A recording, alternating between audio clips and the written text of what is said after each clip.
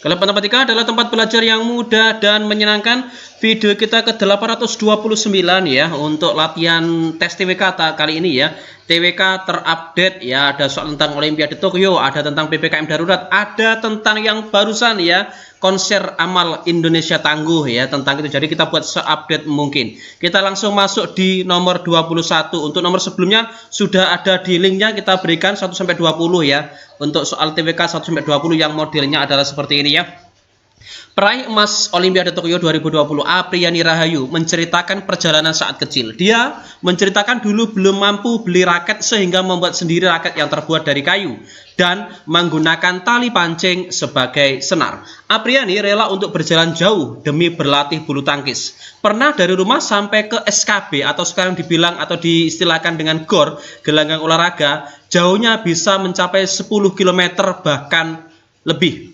Semangat Apriyani dalam menekuni bulu tangkis sesuai dengan pengamanan Pancasila, khususnya sila yang keberapa. Oke, ini yang ditanyakan dalam soal adalah semangatnya ya. Semangat Apriyani dengan berbagai tantangan, tidak bisa beli raket. Akhirnya dia buat raket yang terbuat dari kayu, kemudian senar raketnya terbuat dari tali pancing. Kemudian yang ekstrim lagi, untuk menempuh perjalanan dalam berlatih ini dia harus berjalan kaki ya, harus berjalan jauh sejauh 10 km. Ini adalah sebuah bentuk perjuangan dari Apriyani Rahayu. Semangat ini menunjukkan atau sesuai dengan Pancasila sila yang berapa gitu ya. Kalau kita perhatikan di sini di sila yang kelima ada satu poin di sini di butir yang ke-8 yaitu suka bekerja keras ya.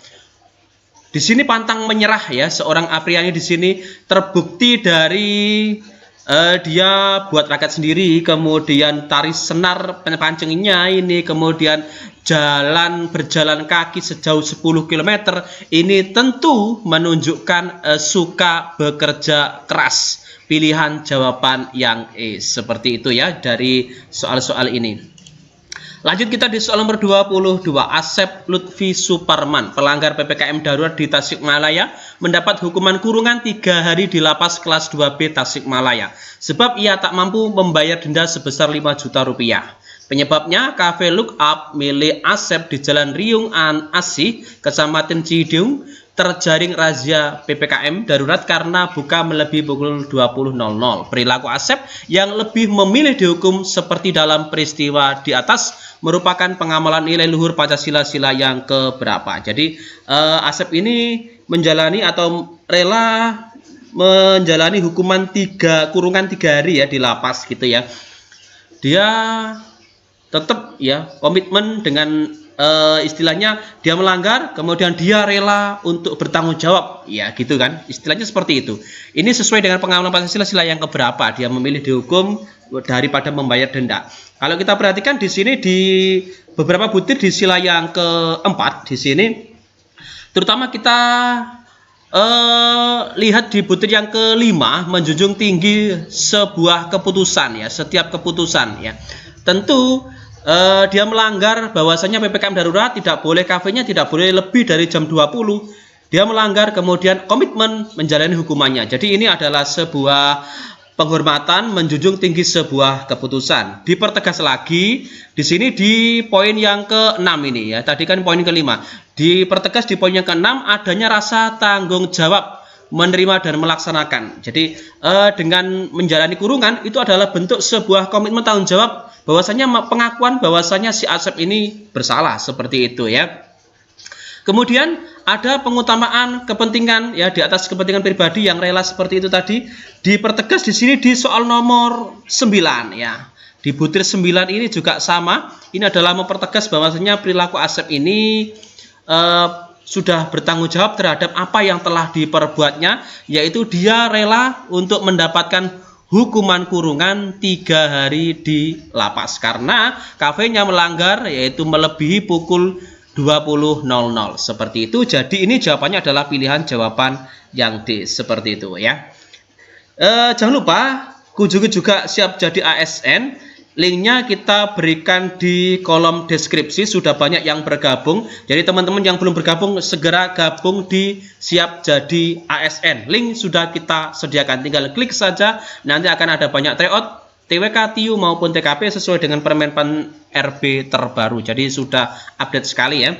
Lanjut kita di soal nomor 3. Ini juga berita update, informasi update yang kemarin tanggal 8 minggu kemarin. Jadi sangat-sangat update. Telkom Indonesia berdonasi melalui lelang barang memorabilia atlet bulu tangkis Apriani Rahayu berupa sepatu senilai 1 miliar rupiah dalam konser amal Indonesia Tangguh pada Minggu 8 Agustus 2021.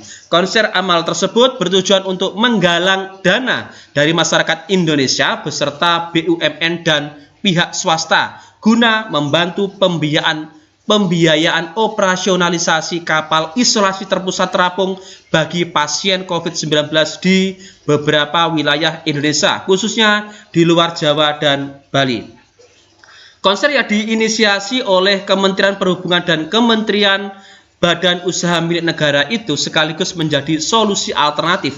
Mengingat kapasitas ranjang rumah sakit yang tinggi saat ini, tindakan Telkom Indonesia yang dilakukan seperti itu sesuai dengan pengamalan Pancasila, khususnya sila yang keberapa. Oke, di sini Telkom memberikan donasinya berupa 1 miliar rupiah ya, berkat lelang barang dari memorabilia atlet bulu tangkis Apriani Rahayu ya, sebesar 1 miliar yang arahnya digunakan untuk pembiayaan operasionalisasi untuk membuat kapal isolasi terapung ya di wilayah luar Jawa karena banyak kekurangan kapasitas ranjang rumah sakit. Jadi kalau kita lihat di pengamalan Pancasila, di sini khususnya di sila yang kedua, ada pada butir yang kelima ya, adalah menjunjung tinggi nilai-nilai kemanusiaan. Ini juga sesuai ya, hal tersebut kan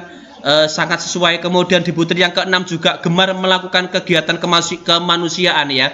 Jadi butir 56 ini yang berdonasi sebesar 1 miliar dari PT Telkom ini untuk arahnya ke penanggulangan COVID-19 berupa pemberian ranjang untuk isolasi terapung ya.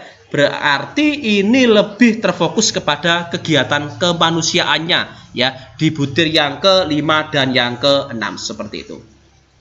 Lanjut kita di soal berikutnya nomor 24 ya. Di soal nomor 24 ini ada dilihat dari segi pembangunan ilmu ekonomi dapat dianggap sebagai salah satu pemenuhan kebutuhan ekonomi dengan sumber-sumber yang bersifat langka.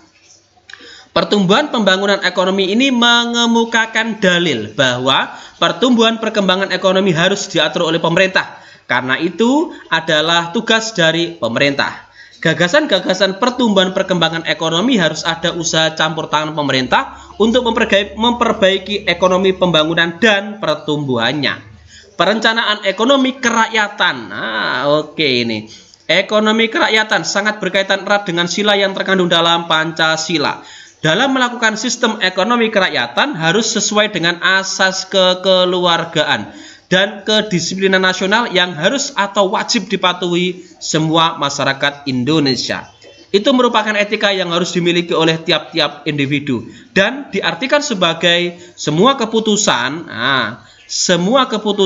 yang diterapkan untuk melaksanakan perekonomian di suatu negara haruslah secara bersama dengan selalu mengedepankan kepentingan rakyat dan dilakukan dengan jujur, sadar, serta tanggung jawab.